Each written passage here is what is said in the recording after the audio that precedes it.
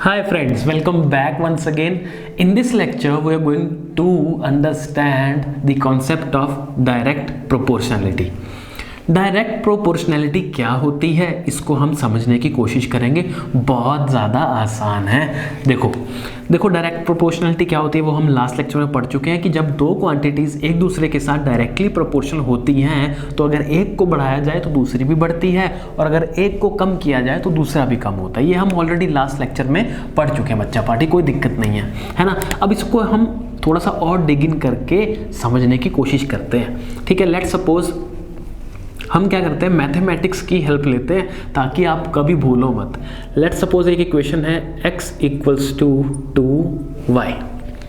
ठीक है, x equals to 2y ये इक्वेशन है जहाँ पे हमें बहुत क्लियरली दिख रहा है कि x और y आमने सामने हैं, मतलब एक दूसरे के साथ डायरेक्टली प्रोपोर्शनल है। कोई दिक्कत नहीं, मतलब एक बढ़ाएंगे दूसरा बढ़ेगा, ऐसा होगा। ठीक है, तो हम क्या करते हैं, इसको ना मैथमेटिक्स की हेल्प से समझने की कोशिश करेंगे बच्चा पार्टी। बहुत ईजी हो जाएगा, चीज़ें कभी भूलोगे नहीं आप ज़िंदगी में। आप कहोगे, आप सोच रहे होगे ये क्या बॉक्स बना दिया है ना, यही तो आपको कभी भूलने नहीं देगा बच्चा पार्टी। ध्यान से सुनना। देखो लेट्स सपोज इसमें x और इसमें y। ठीक है, हम क्या करेंगे, हम y की वेरियस वैल्यूज उसमें सब्स्टिट्यूट करेंगे और x की वैल्यू निकालते जाएंगे बस। तो y की वैल्यू अगर इस इक्वेशन में 1 पुट करें तो 2 इंटू 1 मतलब 2, तो x की वैल्यू क्या आ जाएगी 2। तो जब y 1 होगा x की वैल्यू 2 आ गई, कोई दिक्कत नहीं है। अब y अगर हम 2 पुट कर दें तो 2 इंटू 2 क्या हो जाएगा, 4 हो जाएगा। y की वैल्यू 2 पुट कर देंगे तो x की वैल्यू क्या आ जाएगी बच्चा पार्टी 4। y की वैल्यू अगर 3 पुट कर देंगे तो x की वैल्यू क्या आ जाएगी बच्चा पार्टी 6 आ जाएगी। y की वैल्यू अगर 4 पुट कर देंगे तो x की वैल्यू कितनी आ जाएगी बच्चा पार्टी 8 आ जाएगी। y की वैल्यू देखो अब 5 पुट कर दो तो x की वैल्यू कितनी आ जाएगी बच्चा पार्टी 10 आ जाएगी। y की वैल्यू अगर हम 6 पुट कर देंगे तो x की वैल्यू बच्चा पार्टी 12 आ गई।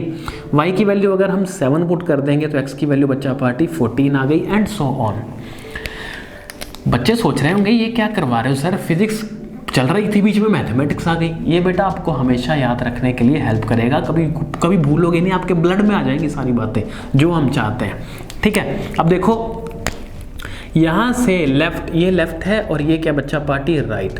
तो लेफ्ट से बच्चा पार्टी राइट की तरफ जाते हुए अगर हम ध्यान से देखें y की वैल्यू बढ़ती जा रही है। पहले y1 था, फिर y2 हो गया, y3 हो गया, y4 हो गया, y5 6 7, मतलब y की वैल्यू को हम क्या करते जा रहे हैं, लेफ्ट टू राइट जाने पे बढ़ा रहे हैं। तो x का पैटर्न देखते हैं कि x में लेफ्ट टू राइट जाने पे क्या हो रहा है। तो पहले x क्या था, 2 था, फिर x कितना हो गया 4 हो गया, फिर x 6 8 10 12 14, मतलब x भी क्या होते जा रहा है, लेफ्ट टू राइट बढ़ते जा रहा है। मतलब y को बढ़ाया x भी बढ़ गया, मतलब x और y एक दूसरे के डायरेक्टली प्रोपोर्शनल हैं। तो सीधी बात है, देखो ना आमने सामने बैठे हैं, तो अगर हम एक बढ़ा रहे हैं y को बढ़ा रहे हैं तो x की वैल्यू भी बढ़ रही है, मतलब डायरेक्टली प्रोपोर्शनल समझ में आ गया हमें। और अगर आप इसको उल्टा भी चलोगे ना, अगर आप राइट से लेफ्ट की तरफ चलना शुरू कर दो, ठीक है, मतलब y की वैल्यू को कम करना शुरू कर दो। पहले y 7, फिर 6, फिर 5, फिर 4, फिर 3, फिर 2, फिर 1।